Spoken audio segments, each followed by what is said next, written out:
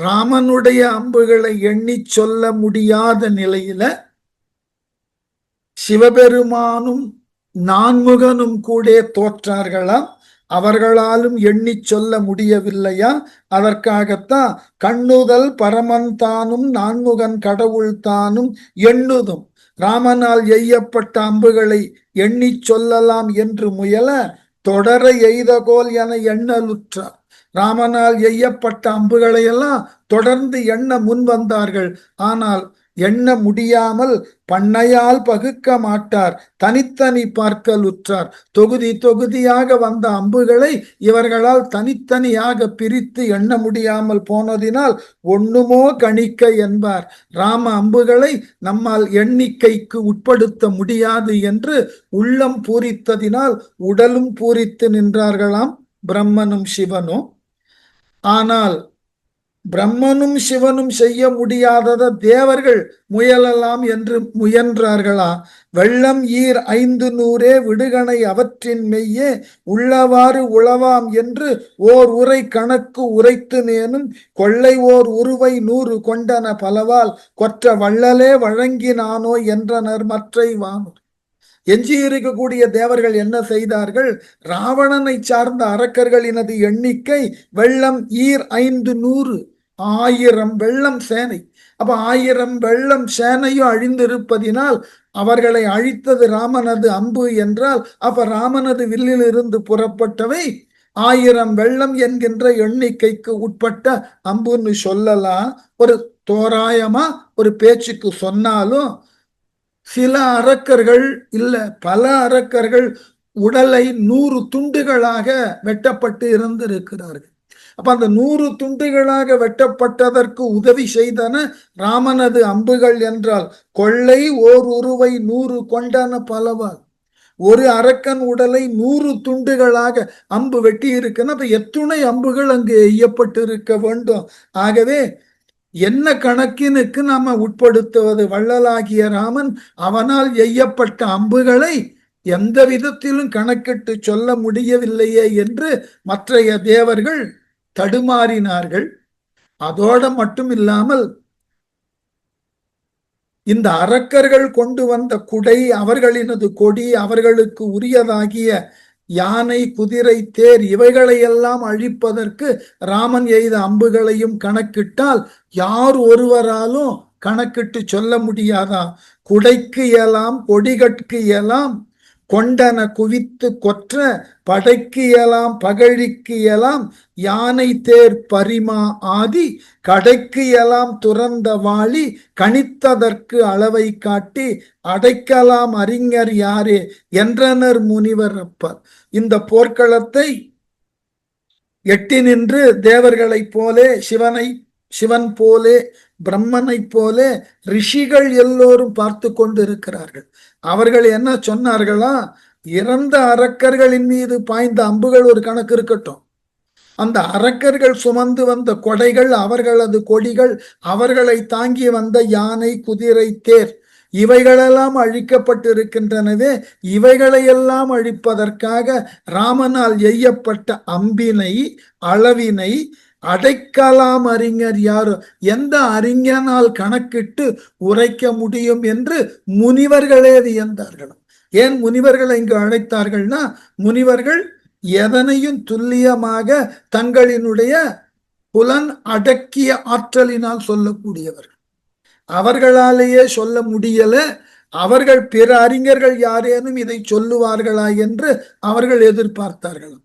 அந்த அளவினுக்கு நாரணன் வடிவாகிய ராமன் செய்த போர்ல அவனது வில்லாற்றலை சிவனாலும் பிரம்மனாலும் இந்திரன் உள்ளிட்ட தேவர்களாலும் ஏனைய ரிஷிகளாலும் கணக்கிட்டு சொல்ல முடியவில்லை. இதான் முடிவா நாம சொல்லக்கூடிய பதில். அந்த அளவினுக்கு ராமனது வில்லாற்றல் மிக பெரியதாய் சிறந்ததாய் இருந்தது.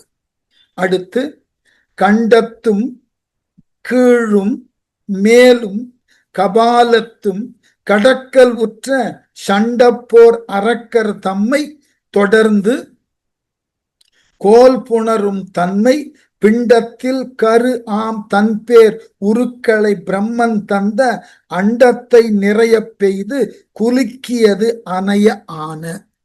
உன்னதமான ஒரு விளக்கம். எப்படியா இந்த பிரம்மனினுடைய படைப்பினை கூட பாதிக்கக்கூடிய அளவில் அழிவு நடந்ததாம். எப்படி?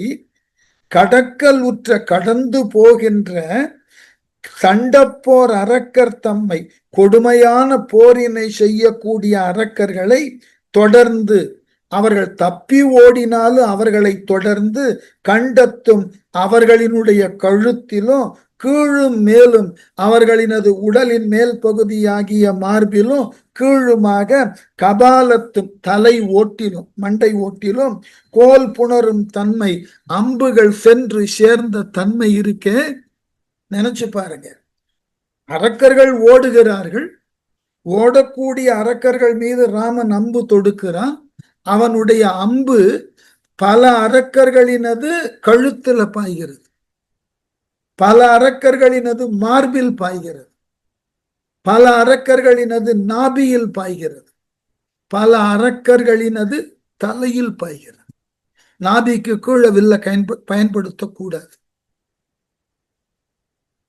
அதனால ராமனுடைய அம்புகள் எதிர்க்க நிற்கக்கூடிய வீரர்களினது ஒவ்வொரு உறுப்பிலும் சென்று பாய்ந்திருக்கிறது.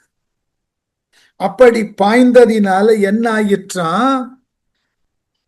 பிண்டத்தில் கருவாம் தன் பேர் உருக்களை, பிண்டத்திலே கருவாகி உள்ள தன் பெரிய படைப்புகளை அண்டத்தை நிறைய பெய்து அண்டம் நிறையும்படியாக இட்டு குலுக்கியது அணைய ஆன, குலுக்கப்பட்டவை போல் அமைந்தனவன். அதாவது எவ்வளவு பெரிய தத்துவம் இது! ஒரு அறிவியல் சார்ந்த ஒரு விளக்கம். அறிவியல் சார்ந்த விளக்கத்தை கம்பன் போற போக்குல சொல்லிட்டு போறான். எப்படி? ராமனுடைய அம்புகள் அரக்கர்களினது உடல்ல பல இடங்கள்ல பாய்ந்து சென்று கலக்கின்றன. அது எப்படி இருக்குன்னா, பிண்டத்துல கருவாகிய உயிர்களை பிரம்மன் பேரண்டத்துல நிறைய இட்டு நிரப்பிய தன்மை போல. எப்படின்னா, பிரம்ம சிருஷ்டின்றது எப்படி அமைகிறதுனாக்க, படைப்பு தொழிலில் இருக்கக்கூடிய பிரம்மன் பல கோஷங்களை, அதுக்கு பேர் பிண்டம்னு பேர். அதாவது உயிரற்ற வடிவற்ற ஒரு மாமிச துண்டுக்கு பிண்டம்னு பேர். அவன் பிரம்மன் தன்னுடைய உலகத்துல சத்தியலோகத்துல பலவாகிய உயிர் பிண்டங்களை குமிச்சு வச்சிருக்கான். அந்தந்த உயிர் பிண்டங்களை அவையவை செய்தற்கு உண்டான வினைகளுக்கு ஏற்ப பிரம்மன் அந்த பிண்டங்களை தாங்கி நிற்கக்கூடிய கருக்களுக்கு அனுப்புவான். அதான் சிருஷ்டி. அதுபோல இந்த அரக்கர்கள் எல்லாம் நிறைக்கப்பட்டு இருக்கக்கூடிய போர்க்களத்துல யார் யாருக்கு எப்படிப்பட்ட மரணத்தை கொடுக்கணுமோ, எந்தெந்த பிண்டங்களுக்கு எப்படிப்பட்ட உயிரை தர வேண்டும் என்று பிரம்மன் நினைத்தானோ, அதே போல ராமன் தன்னை எதிர்த்து கூட்டமாக நிற்கக்கூடிய அரக்கர்களுக்கு யார் யாரை எங்கெங்கு தாக்க வேண்டும் என்ற எண்ணத்தினுக்கு உட்பட்டு அம்பினை இயக்கினானோ, அதனால அந்த அம்புகள் சிலரினுடைய கபாலத்துல பாய்ந்தது, சிலருடைய கழுத்துல பாய்ந்தது, சிலரினுடைய உடல் மேலும் கீழுமாக பாய்ந்து கொன்றது. பிரம்மனினுடைய சிருஷ்டியினுடைய தத்துவத்தை ராமனினுடைய அழிவு தத்துவத்தோட பொறுத்துறது. இந்த மாதிரி இடங்களை வைத்து கொண்டுதான் என்னதான் வைணவ காப்பியத்தை இவர் எழுதினாலும் நான் ரொம்ப தெளிவா சொல்லுவேன், கம்பன் ஒரு அத்வைதி. இதுதான் படைக்கப்படுவனவும் அழிக்கப்படுவனவும் சமமாக கருதப்படுகிறதுன்னா, அப்போ இதை காட்டிலும் அத்வைதத்திற்கு மிகச்சிறந்த மேற்கோள் கிடையாது. அதனால ராமனினுடைய செயலையும் பிரம்மனினது செயலையும் ஒரு சமநிலையில பார்த்து பிரம்மன் அண்டங்களிலே உண்டான பிண்டங்களை அவைகளுக்கு ஏற்றாற்போல் எவ்வாறு படைத்து உயிர் ஊட்டுகிறானோ அதுபோல் ராமனது அம்பு அரக்கர்களினது உயிரை அந்தந்த அரக்கர்களுக்கு எங்கு தாக்க வேண்டுமோ அங்கு தாக்கி உயிரை எடுத்தது. ஒரு பெரிய தத்துவத்தை ஒரு போர்க்கள காட்சியில கொண்டு போய் பொருத்தி விட்டோம்.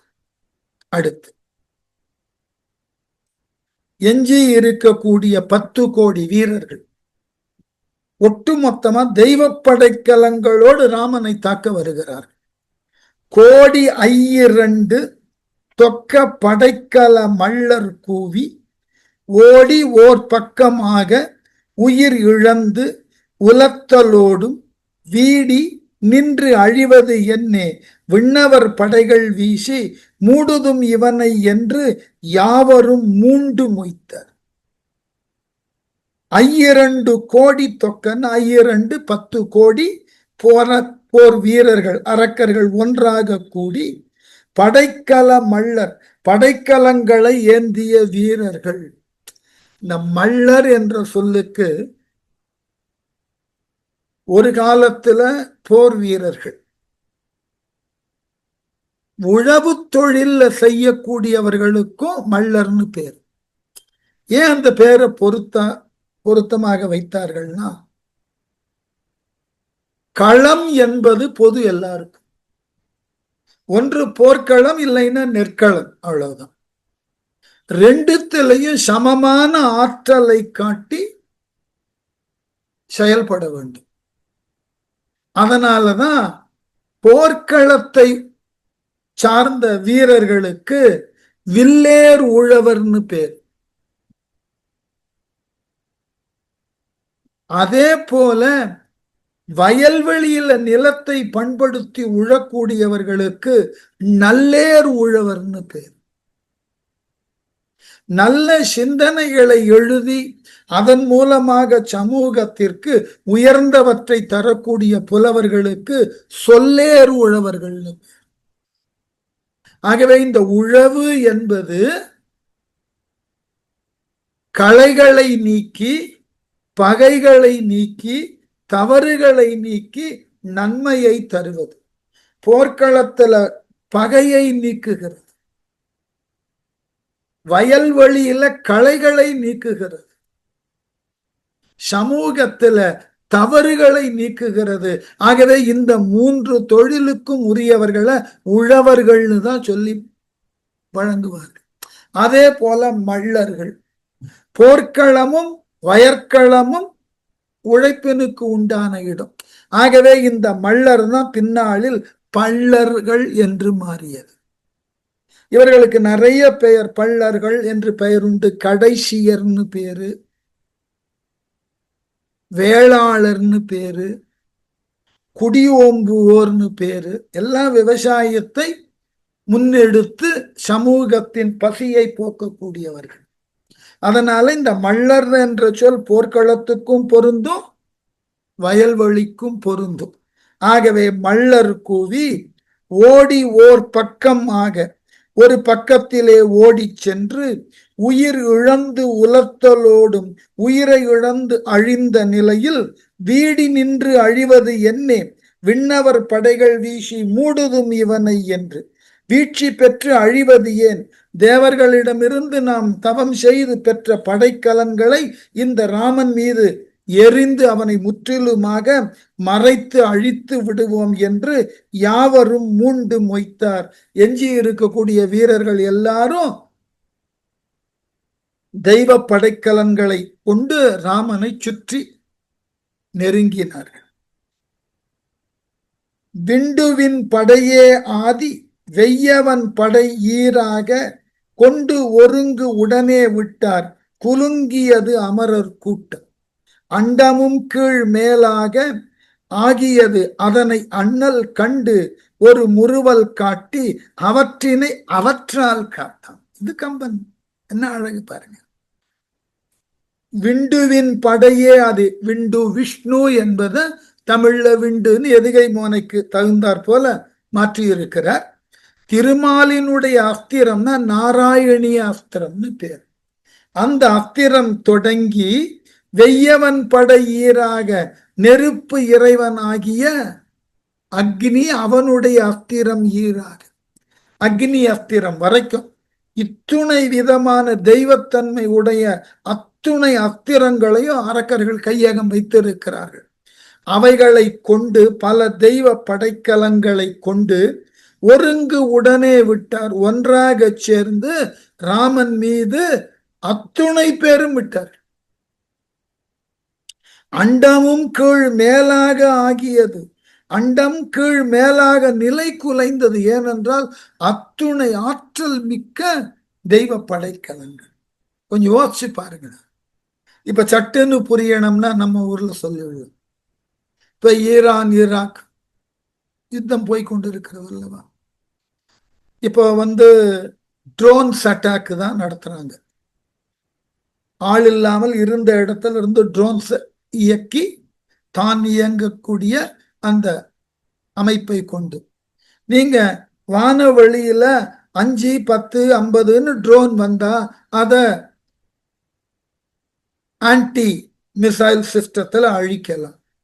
ட்ரோன்ஸ் ஆயிரக்கணக்கில் வந்தா என்ன ஆகிறது?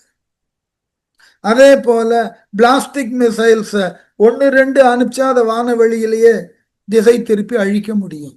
அனுப்புவது 50ன்னு அனுப்பிச்சா. அதே போல அந்த காலத்துல அத்துணை விதமான தெய்வத்தன்மை உடைய அஸ்திரங்களை இந்த விஷ்ணுவின் அஸ்திரம்னு சொல்லக்கூடிய நாராயணி அஸ்திரம் பல அரக்கர்கள் கையில் இருக்கும். அவனவன் தவம் செய்து அந்த அஸ்திரத்தை வாங்கியிருக்கும். அந்த மாதிரி பல்வேறு விதமான அஸ்திரங்கள் பலரிடம் இருக்கும்.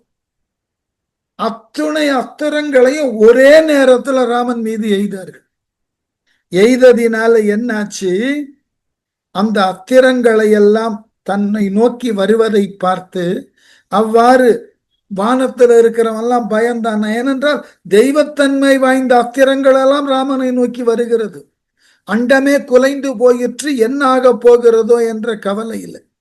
அவ்வாறு இந்த அண்டம் குழம்பியதை கண்ட ராமன் அண்ணல் கண்டு ஒரு முறுவல் காட்டி இந்த அஸ்திரங்களையெல்லாம் ஒரு புன்முறுவலோடு எதிர்நோக்கி என்ன செய்தானா?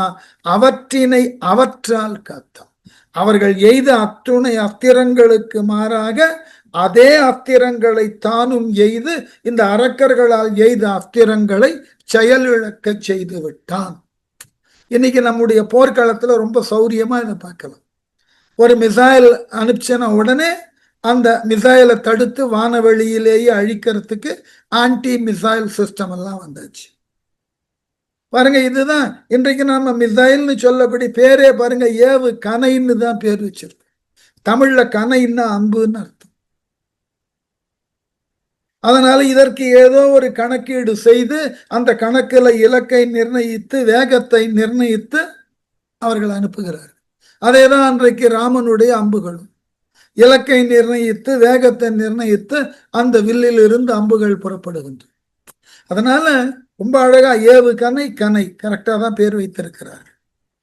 ஆகவே ராமன் அத்துணை தெய்வ படைக்கலங்களையும் தன்னிடம் உண்டான தெய்வ படைக்கலங்களை கொண்டு தடுத்து நிறுத்தினா, பயனற்றதாக்கினான்.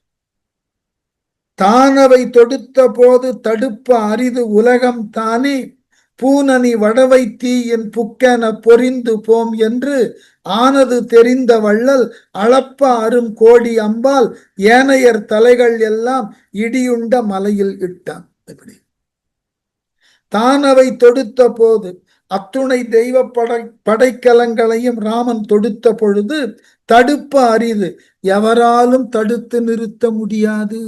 ராமனால் அனுப்பப்பட்ட தெய்வ படைக்கலன்களை யார் ஒருவரும் எதிர்த்து தடுத்து நிறுத்தி நிற்க முடியாது. உலகம் தானே வடவை தீயின் பூனணி புக்கென பொறிந்து போம். உலகம் ஊழிக்காலத்துல உருவான வடவை தீயானது மிக பெரிய அளவில் வளர்ந்து நெருப்பிலே மலர் புகுந்து போவது போல, நெருப்புக்குள்ள பூ போனா என்ன ஆகும்? வாடுவதும் தெரியாது, பற்றி எரிந்து பொறிவதும் தெரியாது. அதுபோல ராமனுடைய அம்புகளுக்கு ஊடாக அரக்கர்கள் எய்த அம்புகள் எல்லாம் பொறிந்து போக ராமனுடைய அம்புகள் தொடர்ந்து பயணித்து என்ன செய்ததா, அளப்ப அருங்கோடி அம்பால் அளவிட முடியாத கோடிக்கணக்கான அம்புகளால் ஏனையர் தலைகள் எல்லாம் முன்னமே அழிந்தார்கள் போக மற்றையவர்கள் தலைகளை எல்லாம் இடியுண்ட மலையின் இட்டான். இடியால் தாக்கப்பட்ட மலை எப்படி சரியுமோ அப்படி அத்துணை அரக்கர்களினது தலையையும் சரித்தான். அப்ப அவர்களால் எய்யப்பட்ட ஆயுதங்கள் ராமனினுடைய அம்புகளுக்கு முன் தோற்றன. அந்த அம்புகளை காட்டிலும் ஆற்றல் வாய்ந்த அம்புகளை எய்து தன் மீது தெய்வ படைக்கலன்களை எய்த அத்துணை அரக்கர்களினது தலைகளையும் அறுத்து மலை போல ராமன் குவித்து விட்டான். அப்போ ராமனை எதிர்த்த 1000 வெள்ளம் என்கின்ற கணக்கில் உள்ளதாகிய அத்துணை படை வீரர்களும் முற்ற அழிக்கப்பட்டார்கள். 1000 வெள்ளத்தோறும் அடுகளத்து அவிந்து விழுந்தார். மாயிரு ஞாலத்தாள் தன்வன் பொறை பாரம் நீங்கி மீ உயர்ந்து எழுந்தாள் என்று வீங்கு ஒலி வேலை நின்றும் போய் ஒருங்கு அண்டத்தோடும் கோடி யோசனைகள் பொங்க. இதுவரைக்கும் பூபாரம் தாங்காமல் நிலமகள் தடுமாறிக் கொண்டிருந்தாள். எப்படியா? 1000 வெள்ளத்தோடும் 1000 வெள்ளம் என்ற அளவினுக்கு உட்பட்ட அரக்கர்கள் யாவும் அடுகளத்து அந்த போர்க்களத்தில கொலைக்களத்தில அவிந்து விழுந்தார், இறந்து விழுந்தார்கள். மாயிரு ஞாலத்தாள் மிக பெருமைக்கு உரிய நிலமாகிய பெண் பூமாதேவி தன் வன் பொறை பாரம் நீங்கி தன் மீது இதுவரை இருந்து வந்த கொடிய சுமையாகிய பாரம் நீங்க பெற்று. இங்க ஒரு சின்ன கேள்வி. பூமியில அரக்கர்கள் இருந்தால் அது பூமிக்கு பாரம். இறந்தவர்கள் பூமியில தானே விழப்போகிறார்கள், பூமியில தானே விழுந்திருக்கிறார்கள். அப்ப எப்படி பாரம் குறையும் அப்படின்னா, பூமி என்கின்ற ஒன்று தன் மீது விழுந்த எதனையும் தனதாக்கி கொண்டு விடும். அப்போ இறந்து போன வீரர்கள், மற்றைய விலங்குகள், மரம் போன்று இருக்கக்கூடிய தேரினுடைய உறுப்புகள் எல்லாம் பூமியில விழுந்த உடனே எதுவும் பூமியில அது விழுந்தது போல இருக்காது. காலப்போக்கில் அவைகள் மெல்ல பூமியினால் ஈர்க்கப்பட்டுவிடும். பூமி அவற்றை தன்னுள் செறித்து கொண்டு விடும். அப்ப பூமியினுடைய கனபரிமாணம் குறையும். அதனால இப்ப கொஞ்சம் யோசித்து பார்த்தீர்கள் என்றால் தெரியும். இப்ப நம்ம உணவை உண்ணுகிறோம். உணவை உண்ணுதற்கு முன்னாடி நம்முடைய எடையும் உணவினது எடையும் தனித்தனியா மதிப்பீடு செய்யுங்கள். அந்த உணவை தான் நாம உண்றோம். அப்ப உண்ட உணவு 1 கிலோ உணவை உண்ணுகிறோம்னா நம்ம எடையோட 1 கிலோ உணவு கூடிதானே இருக்கணும். அப்ப எங்க எடையில வேறுபாடு வரும்னா, நீங்கள் உண்ணுகின்ற பொழுதே உணவு செரிக்க தொடங்கப்பட்டு விடும். அப்போ உங்க உடம்புல உண்ணக்கூடிய உணவுகளிலிருந்து தாதுக்கள் எடுக்கப்பட எஞ்சிய கழிவுகள் அளவுல குறையும். இது நாம ஒரு அறிவியல் அடிப்படையில் எந்த ஒரு கவிஞனும் பெருமளவினுக்கு முட்டாள்தனத்தோட கவிதையை புனைய முடியாது, வாய்ப்பே கிடையாது. அதனாலதான் இங்க ஒரு கேள்வி உடனே கேட்டுள்ளது. இருக்கின்ற பொழுது என்ன எடையோ அது பூமியில விழுந்த உடனே அதே தானே. அப்ப எங்க பூபாரம் குறையும்னா, பூமி தனதாக்க மாற்றி கொண்டு விடும் ஆற்றல்களை, மீதி அழிச்சிடும். அதனாலதான் தன்வன் பொறை பாரம் நீங்கி இதுவரை இருந்து வந்த கொடிய சுமையாகிய பாரம் நீங்க பெற்று வீங்கு ஒலி வேலை நின்றும் பேரொலி செய்யும் கடலில் இருந்தும் ஒருங்கு போய் ஒன்றாகச் சென்று அண்டத்தோடும் கோடி யோசனைகள் பொங்கி கோடி யோசனை தூரத்திற்கு பொங்கி மீ உயர்ந்து எழுந்தாள். மேல் நோக்கி அலைகள் எழுந்தன. அவ்வளவு பெரிய ஆரவாரமாம் நிலமகளுக்கு ராமனுக்கு நன்றி சொல்லக்கூடிய அளவுல இது நாள் வரை இத்துணை கோடி மக்கள் அரக்கர்கள் நின்று என் பாரத்தை கூட்டி என்னை தடுமாற வைத்தார்கள். அதனை நீ உணர்ந்து கொண்டு ராமனே அவர்களை அழித்து என் பாரத்தை குறைத்தாய் என்ற மகிழ்ச்சியினாலே வானளாவி உயரத்தினுக்கு அலைகளை எழுப்பி நிலமகள் மகிழ்ந்தாளாம். இதுவரைக்கும் இந்த அரக்கர்களினால் இடைவிடாத இன்னல்களுக்கு உட்பட்ட தேவர்கள் இனி நமக்கு அரக்கர்களினால் எந்த விதமான துன்பம் வாராது என்று தேவர்கள் மகிழ்ந்து ராமனை வாழ்த்தினார்களா. நினைத்தன முடித்தேம் என்ன வானவர் துயரம் நீத்தார், புனைந்ததென் வாகை என்ன இந்திரன் உவகை பூத்தான், மன்னிக்கணும் வனைந்தன அல்லா வேதம் வாழ்வு பெற்று உயர்ந்த மாதோ அனந்தனும் தலைகள் ஏந்தி அயா உயிர்த்து அவலம் தீர்ந்தான். என்ன அழகு! நினைத்தன முடித்தேம் என்ன, நாம என்ன நினைச்சோமோ, நாம எண்ணியது எண்ணிய அளவிலே திட்டமிட்ட வகையிலே நாம் முடித்து விட்டோம். தேவர்களுக்கு சந்தோஷம். அதுதானே ராம அவதாரத்தின் நோக்கம். பார்க்கடல்ல போய் அதற்குத்தானே முறையிட்டார்கள். அதனாலதானே நாராயணனும் அன்று வாக்கு கொடுத்தான், பூவுலகிலே நான் ராமனாய் அவதரிக்கிறேன், ராவணாதியர்களை அழிக்கிறேன்னு. ஆகவே நாம் இட்ட திட்டம் போல், நாம் எதிர்பார்த்தது போல் இந்த ராவணாதியர்கள் அழிக்கப்பட்டு விட்டார்கள். ஆகவே என்று வானவர் துயரம் நீத்தார். தேவர்கள் தங்கள் கவலையை நீக்கினார்கள். புனைந்ததன் வாகை என்ன, இந்த ராமன் பெற்ற இந்த வெற்றி மாலை ஒவ்வொரு தேவர்களும் பெற்றதாக எண்ணி இந்திரன் உவகை பூத்தான். இந்திரனும் மகிழ்ந்து போனான், தானே வெற்றி பெற்றது போல. வனைந்தன அல்லா வேதம், எவராலும் செய்யப்படாதவன் ஆகிய வேதங்கள் வாழ்வு பெற்று உயர்வை பெற்றன. அதோட மட்டும் இல்லாம இதுல ஒரு வரிய விட்டுட்டாங்க. எப்படியா? அனந்தனும் தலைகள் ஏந்தி அயா உயிர்த்து அவலம் தீர்த்தான். பூமியை தன் தலையிலே தாங்கிக் கொண்டிருந்த அனந்தன் ஆகிய ஆதிசேடனும் பூபாரம் குறைந்து விட்டது. இனிமேல் நம் தலையின் மீது சுழன்று கொண்டிருக்கக்கூடிய பூமி நம்மால் தாங்கக்கூடிய அளவினுக்கு உண்டான எடைக்கு உட்பட்டது என்று அனந்தன் ஆகிய ஆதிசேஷனும் தன்னுடைய கவலையை இதுகாரும் தான் கொண்ட துன்பத்திலிருந்து விலகி மகிழ்ச்சி அடைந்தார். தாய் படைத்துடைய செல்வம் ஈக என தம்பிக்கு ஈந்து, வேய் படைத்துடைய கானம் விண்ணவர் தவத்தின் மேவி,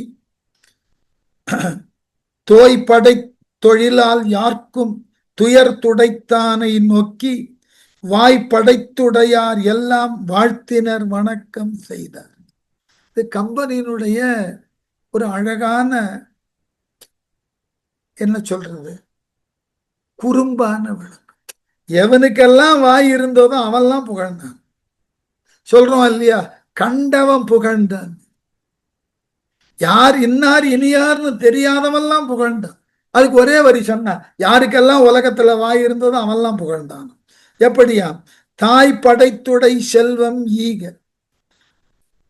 தாய்னா இந்த இடத்துல கைகேயை நினைவுபடுத்தினான் கம்பன். சிறிய தாயாகிய கைகேயி படைத்துடை செல்வம் ஈக, தனக்கு உரியதாக வந்த செல்வத்தை கொடுத்து விடு என்று சொல்ல தம்பிக்கு ஈந்து, தம்பியாகிய பரதனுக்கு தந்துவிட்டு, வேய் படைத்துடைய கானம், மூங்கில்கள் வளர்ந்துள்ள காட்டுக்கு, விண்ணவர் தவத்தின் மேவி, தேவர்கள் செய்த தவத்தினால் காட்டுக்கு வந்த ராமன், தோய் படை தொழிலால் ஈடுபாடு கொண்ட தன்னுடைய வில் ஆற்றலினால் யாருக்கும் துயர் துடைத்தானை நோக்கி, எல்லோருடைய துன்பத்தை, அரக்கர்களால் இதுவரைக்கும் துன்பத்துள் உழன்றிருந்த அத்துணை மக்களின் துன்பத்தை போக்கினானே அவனை பார்த்து, வாய் படைத்துடையார் எல்லாம், எவனுக்கெல்லாம் உலகத்துல வாய் இருக்கும் அவன் அத்தனை பேரும் வாழ்த்தினர் வணக்கம் செய்தார். வாழ்த்தி ராமனுக்கு வணக்கத்தை சொல்லினார்கள். வாய் உடையவனெல்லாம் வாழ்த்தினான் ராமனுக்கு. ஆகவே தீ மொய்த்த அணைய செங்கண் அறக்கரை முழுதும் சிந்தி பூ மொய்த்த கரத்தர் ஆகி விண்ணவர் போற்ற நின்றான். பேய் மொய்த்து நரிகள் இண்டி பெரும் பிணம் பிறங்கித் தோன்றும் ஈமத்துள் தமியன் நின்ற கரைமிடற்று இறைவன் ஒத்தான். இப்படி ராமனையும் சிவனையும் சமநிலையில கொண்டு வந்து நிறுத்திட்ட. எப்படியா? தீ மொய்த்த அணைய செங்கண் அறக்கரை, கண்களிலே கோபத்தீயை காட்டக்கூடிய சிவந்த கண்களை உடைய அரக்கர்களை முழுதும் சிந்தி முற்றாக அழித்து பூ மொய்த்த கரத்தராகி பூ நிறைந்த கைகளை உடையவர்களாய் விண்ணவர் போற்ற நின்றான். வானவழியில தேவர்கள் கையில மலர்களை எள்ளி ராமன் மீது அப்படியே கொட்டுகிறார்கள். அந்த நிலையில ராமன் தனித்து போர்க்களத்துல வெற்றி பெற்றவனாக நின்றான். பேய் மொய்த்து, பேய்கள் நிரம்ப கூடியும் நரிகள் ஈண்டி இறந்த வீரர்களினது பிணத்தை உண்ணுதற்கு நரிகள் கூடியும் பெரும் பிணம் பிறங்கி தோன்றும் ஏராளமான பிணங்கள் விளங்கி தோன்றக்கூடிய ஈமத்துள் சுடுகாட்டில் தமியன் நின்ற, தனியாக ராமன் நின்றது எப்படி இருக்கா? யுக முடிவில எல்லாவற்றையும் அழித்து சுடுகாட்டுல தனி ஒருவனாக நின்றுள்ள சிவபெருமானுக்கு இணையாக ராமன் நின்றான். எப்படியா? கரைமிடற்று இறைவன் ஒத்தான். கழுத்திலே நீலத்தை கொண்ட நச்சினை கொண்ட நீலகண்டனாய் விளங்கக்கூடிய இறைவன் யுக முடிவிலே எல்லாவற்றையும் தன்னுள் ஒடுக்கி தனி ஒருவனாக நின்றது போல் இந்த போர்க்களத்துல எல்லா அரக்கர்களையும் அழித்து சிவனை போல் ராமன் நின்றான். ஒருத்தர பாக்கி வைக்கல, எல்லோரையும் கொன்றிருக்கிறார். அண்டம் மாக்களமும் வீந்த அரக்கரே உயிரும் ஆக கொண்டது ஓர் உருவம் தன்னால் இறுதி நாள் வந்து கூட மண்டு நாள் மரித்தும் காட்ட மண்ணுயிர் அனைத்தும் வாரி உண்டவன் தானே ஆன தன் ஒரு மூர்த்தி ஒத்தான். ரொம்ப அழகு. அண்டமாக்களமும், இந்த அண்டமாகிய பெரிய களம். அண்டம்ன்றது வானவெளியில இருக்கக்கூடிய கோள்கள், பூமி ஒரு அண்டம். வீந்த அரக்கரே உயிருமாக, விழுந்து விட்ட அரக்கர்களினது உயிர்களை கூட்டம் கூட்டமாக கொண்டது ஓர் உருவம் தன்னால் மேற்கொண்ட ஒப்பற்ற உருவத்தால் இறுதி நாள் வந்து கூட மண்டும் நாள், அழிவு காலம் வந்து சேர வரக்கூடிய யுகத்தின் இறுதி நாள்ல மரித்தும் காட்ட திரும்பவும் படைத்து காட்டுவதற்காகவே மண்ணுயிர் அனைத்தும் வாரி உண்டவன், நிலை பெற்ற உயிர்கள் அனைத்தினையும் ஒன்றாக எடுத்து உண்டவனாகிய தானே ஆன தன்னன் தனியனாய் நின்ற தன் ஒரு மூர்த்தி ஒத்தான், தன் ஒப்பற்ற வடிவத்தை நிகர்த்து விளங்கினான். நீங்க திரைப்படங்கள் எல்லாம் கூட பார்த்திருக்கலாம். இந்த நாராயண வடிவம் காட்டும் போது பல நூறு முகங்கள் நாராயணனுக்கு காட்டுவார்கள். நடுவில் அவர் நிற்பார், பல முகங்கள் இருக்கும். ஒரு பக்கத்திலிருந்து உயிர்கள் ஒரு திறந்த வாய்க்குள்ள போய்கொண்டே இருக்கும். கடைக்கோடியில இருந்த வாய் வழியாக உயிர்கள் வந்து கொண்டே. ஆகவே தனி ஒருவனாக நின்ற நாரணன் எல்லா உயிர்களையும் தன்னுள் ஒடுக்கி அங்கிருந்து தான் எல்லாவற்றையும் படைப்பது போல தன்னுடைய மூல வடிவத்தினை போலே ராமன் இந்த போர்க்களத்துல அத்தனை அரக்கர்களையும் தன் ஒற்றை செயலால், தன்னுடைய ஒப்பற்ற செயலால் அழித்து முடித்தான். ஆகவே தான் நாரணன் அம்சம் என்பதை, நாரணன் வடிவு நான் தான் என்பதை இங்கு மீண்டும் எடுத்து காட்டுவதற்காக ராமன் அனைத்து அரக்கர்களையும் தான் தனி ஒருவனாக நின்று கொன்று தீர்த்தான். உடனே இந்த காட்சியை பார்த்தான் இலக்குவன். சரி, முடிச்சாச்சு எல்லாரையும். எஞ்சி நிற்பது ராவணன் ஒருவன் தானே. ராவணனோடும் தொடர்ந்து போற செஞ்சுள்ளான். எப்படியா? ஆகுலம் துறந்த தேவர் அள்ளினர் சொரிந்த வெள்ள சேகு அரு மலரும் சாந்தும் செருத்தொழில் வருத்தம் தீர்க்க மாகொலை செய்த வள்ளல் வாழமர் களத்தை கைவிட்டு ஏகினன் இளவலோடும் ராவணன் ஏற்ற கைமேல். எப்படி ஆகுலம் துறந்த, ஆகுலம்னா துன்பம். இது நாள் வரைக்கும் அரக்கர்களினால் துன்பத்தை சந்தித்து வந்த தேவர்கள் துன்பத்தை இனி துறந்தார்கள். துன்பம் இல்லை இனி அவர்களுக்கு. அள்ளினர் சொரிந்து வாரி சொரிந்த வெள்ள சேகு அருமலரும், வெள்ளம் போல் நிறைந்த சேகுன்னா குற்றம் குற்றமற்ற மலர்கள் ஆகிய கற்பக மலர்களை சாந்தும் சந்தனத்தையும் செருத்தொழில் வருத்தம் தீர்க்க போர் செயலினால் ஏற்பட்ட துன்பத்தை போக்க. இந்த மலரும் சந்தனமும் ராமன் மீது அள்ளி கொட்டினதனால் அவைகளினால் ராமனது உடல் வலியும் உடல்ல ஏற்பட்ட சிறு சிறு காயங்களும் மாறி போயின, தீர்ந்து போயின. மா கொலை செய்த வள்ளல், பெரும் கொலைகளை அந்த போர்க்களத்திலே செய்தவனாகிய வள்ளல். என்ன அழகான முரண்பாடு பாருங்க. கொலை செய்த வள்ளல், ஒரு அற்புதமான முரணது, ஆக்சிமோரான். கொலை செய்த வள்ளல், செய்த கொலை தேவர்களுக்கு நன்மை. ஆகவே இந்த அரக்கர்களுக்கெல்லாம் உயிரை கொன்று அரக்கர்களது உயிரை எடுத்து அவர்களுக்கு மோட்சம் கொடுத்தான் வள்ளலை போல. என்ன அழகான முரண்பாடை போட்டார் பாருங்க.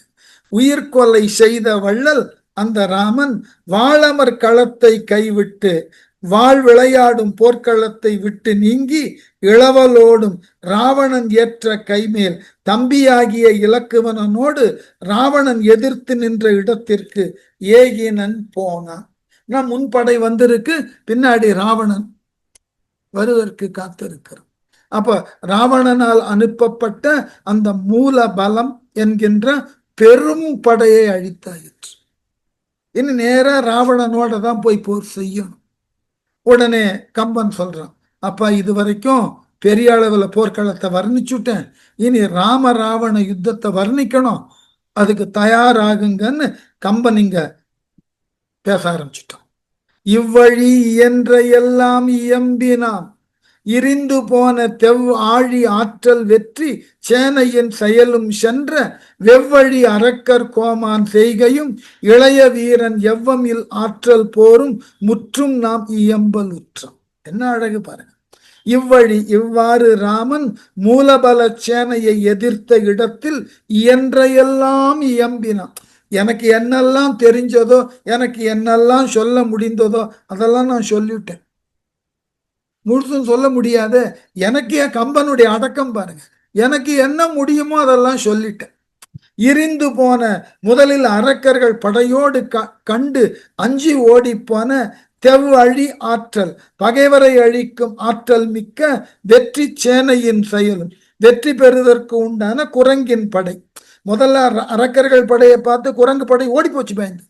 அவைகளை எல்லாம் அழைத்து வந்தான் இலக்குவன். இப்ப அந்த வீரர்களும் வெவ்வழி அரக்கர் கோமான் செய்கையும், கொடிய வழிகளிலே செயல்படுகின்ற அரக்கர்களினது மன்னனாகிய ராவணன் செயலையும் இளைய வீரன் இளைஞனாகிய ராமனுக்கு இளவலாகிய இலக்குவன் எவ்வமில் ஆற்றல் போரும், குற்றமில்லாத ஆற்றல் மிக்க போர் செயலையும் நாம் முற்றும் இயம்பலுற்றாம் நாங்கள் முழுமையுமாக சொல்லத் தொடங்கினோம். லக்ஷ்மணன் குரங்கு படையோடு ராவணனை தாக்க போகிறார். மூல பலத்தை ராமன் அழிச்சுட்டான்.